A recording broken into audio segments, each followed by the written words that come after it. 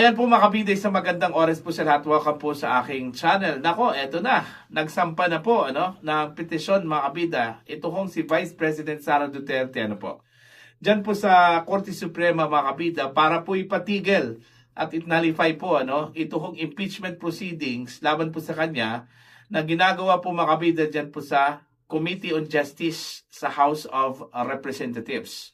Meron pong mga grounds po na sinight ito hong si Sara Duterte sa kanyang petisyon. Unang-una po mga kabida, ito hong violation po sa one-year bar rule.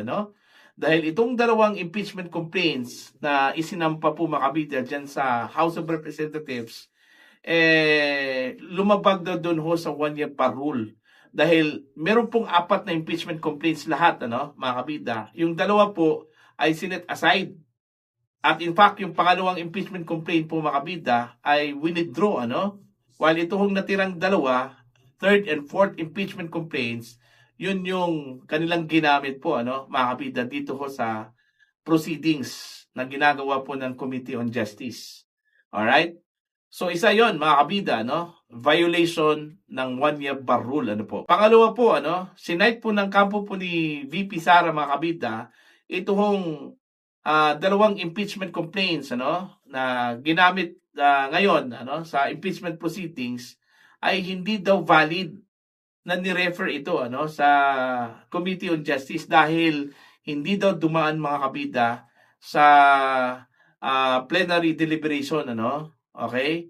At yung pangatlo po, yung kinwestiyon po ngayon ng kampo ni Sara Duterte yung ginawa ho ng Committee on Justice kung saan po ay nilabag nila yung ating saligang batas. Lalong-lalo na po sa function po makabida ng Senate. Kasi ang ginagawa daw ngayon ng Committee on Justice, nagkakaroon daw sila ng mini trial which is the exclusive function of the Senate, hindi ho sa House of Representatives. Sa madaling salita po, ipinadideklara po makabida ng kampo po ni Vice President Sara Duterte, ito hong impeachment proceedings na unconstitutional po, mga kabida, po. Eto, babasahin ko lang po ito hong article ng abogado.com.ph po, mga kabida, po. Vice President Sara Duterte has sought the Supreme Court's help once more to stop the impeachment proceedings against her, arguing procedural violations and claiming that the Committee on Justice is carrying out a trial in disguise, mga kabida. Alright? Duterte asked for a temporary restraining order to stop the House panel from conducting the impeachment hearings and to nullify its proceedings, mga kabida. Sa madaling salita, gusto po niyang ibasura ito hong impeachment complaints at ipatigil ito hong proceedings ng House Committee on Justice. In her petition filed through her lawyers, Duterte contended that the 2 pending impeachment complaints violated the one-year bar rule following the setting aside of the first impeachment complaint and the withdrawal of the second complaint against her, mga kabida. She also said that the 4 impeachment complaints, against her were not validly referred to the Committee on Justice because these were transmitted without the plenary deliberation, mga kabida. She further contested the proceedings of the Committee on Justice, arguing that it is conducting the functions of a trial, which is unconstitutional and encroaches on the power of the Senate. So, yun yung contention po ni VP Sara, mga kabida. Unang-una po, violation po mga kabida ng one-year bar rule.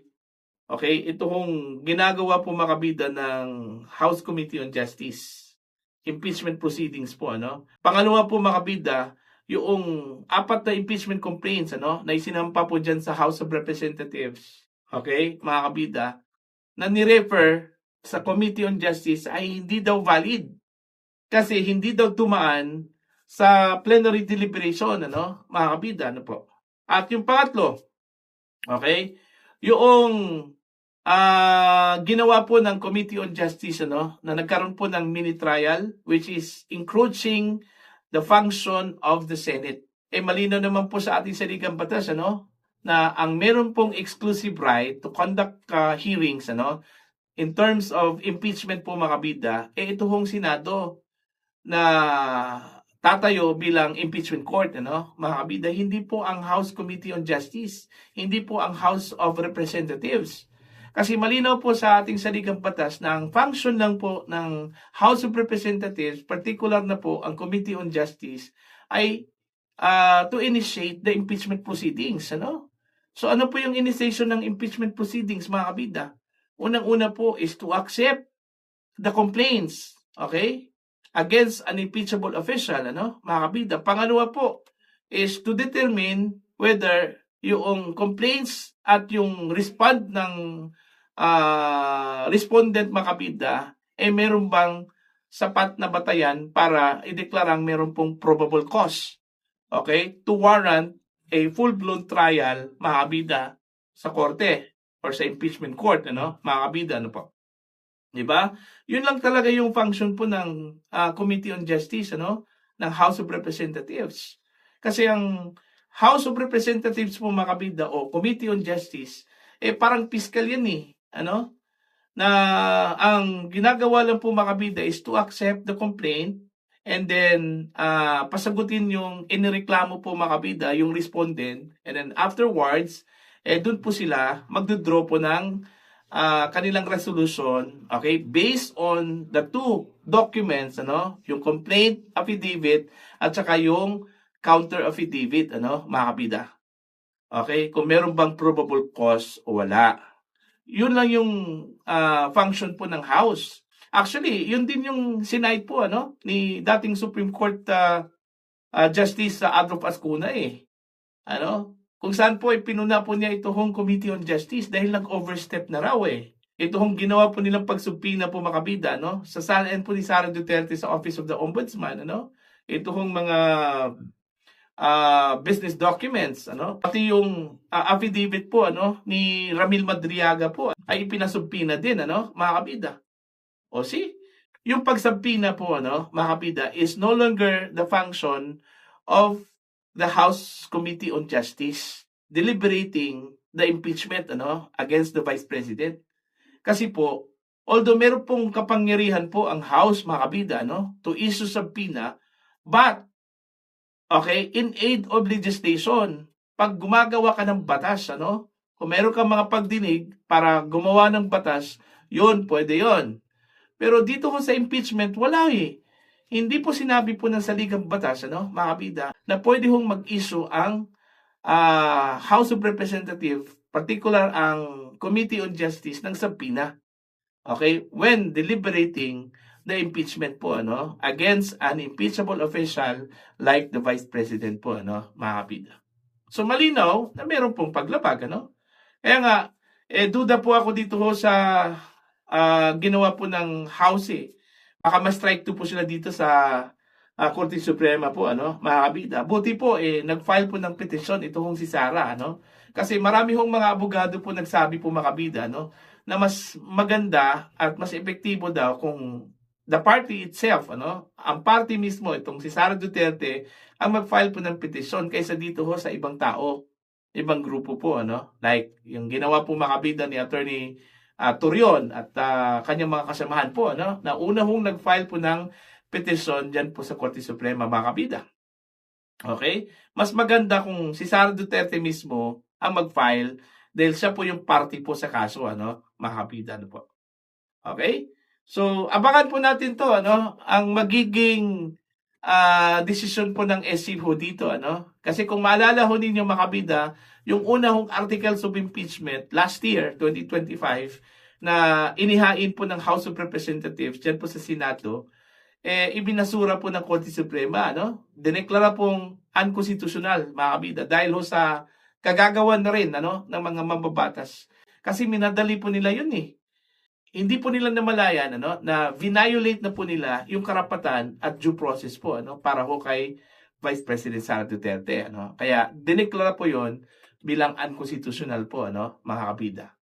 Okay? So, ito magandang abangan po ito ano sa susunod na mga pagkakataon po mga kabida no. I'm sure pasasagutin po ano mga kabida ng Korte Suprema ito hong House of Representatives. Particular na po ang House Committee on Justice po ano dito ho sa petition po ni Sara Duterte mga kabida no. Okay? Parang nanumbalik po sa akin yung first impeachment complaints ano. Last 2025 na ibinasura po ng Korte Suprema po mga kabida ano po. Okay? Kung meron man pong masamang mangyari po ano sa dalawang impeachment complaints na inihain po at dinideliberate po makabida ng House Committee on Justice. Okay, diyan po sa Korte Suprema, kasalanan po ito mga kabida ng Committee on Justice. Okay, hindi ho kasalanan ni Sara Duterte na pasaklolo po mga kabida no sa Korte Suprema no kasi karapatan po niya yun eh.